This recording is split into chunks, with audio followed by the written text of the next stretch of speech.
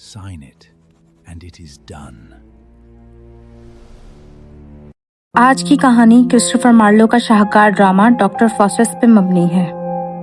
کہانی کا آغاز جرمنی کے شہر وٹنبرگ میں ڈاکٹر فاسٹس کے مطالعہ گاہ سے ہوتا ہے۔ فاسٹس ایک عظیم اسکالر ہے جس نے فلسفہ، طب، قانون اور تھیولوجی میں مہارت حاصل کر رکھی ہے، لیکن وہ ان علوم سے اب بیزار ہے۔ اسے لگتا ہے کہ انسانی علم کی ایک حد ہے، جبکہ وہ ایک ایسی طاقت چاہتا ہے جو اسے دیوتا بنا دے۔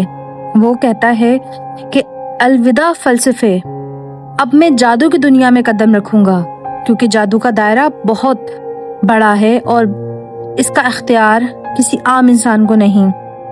اس کے دو دوست ولڈیس اور کارنلیس اسے کالے جادو کی ترغیب دیتے ہیں۔ فاسٹس کے ضمیر کی عکاسی ایک نیک فرشتہ کرتا ہے اور بد فرشتہ اس کو برے کام کی طرف مائل کرتا ہے، جبکہ نیک فرشتہ اسے اچھے کام کی طرف مائل کرتا ہے۔ فاسٹس بد فرشتے کی بات مانتا ہے۔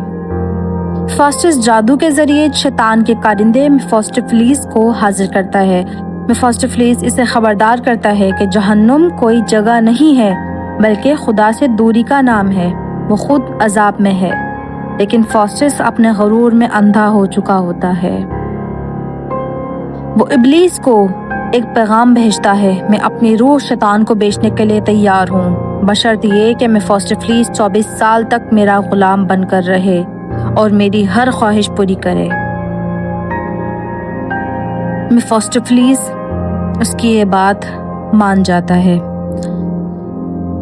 فاسٹس اس معاہدے پر اپنے خون سے دستخط کرنے لگتا ہے تو اس کا خون جم جاتا ہے۔ یہ قدرت کی طرف سے ایک تنبیہ تھی۔ اس کے ہاتھ پر لفظ ہوموفیوج، اے انسان بھاگ جا، نمودار ہوتے ہیں، لیکن فاسٹس ان نشانیوں کو نظر انداز کر کے معاہدہ مکمل کر لیتا ہے۔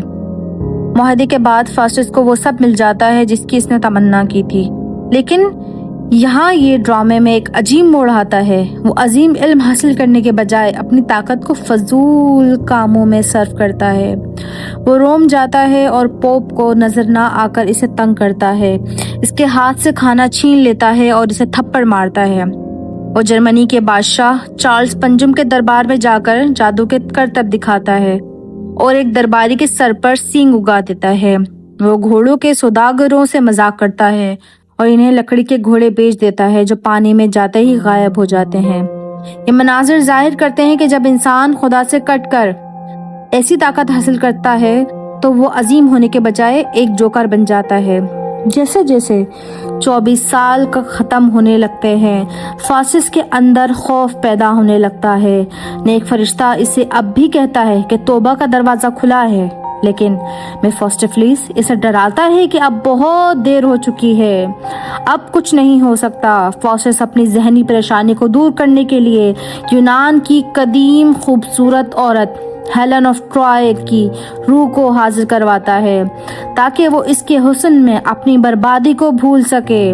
وہ پکار اٹھتا ہے، کیا وہ یہ چہرہ ہے جس نے ہزاروں جہازوں کو سمندر میں اتار دیا تھا؟ آخر کار اب 24 سال کی آخری رات ہے، گھڑی کی ٹک ٹک فاسٹس کی موت کا پیغام ہے۔ وہ تنہائی میں روتا ہے اور خدا سے گڑ گڑاتا ہے، اے وقت رک جا، اے سورج دوبارہ طلوع ہو جا، تاکہ یہ رات کبھی ختم نہ ہو۔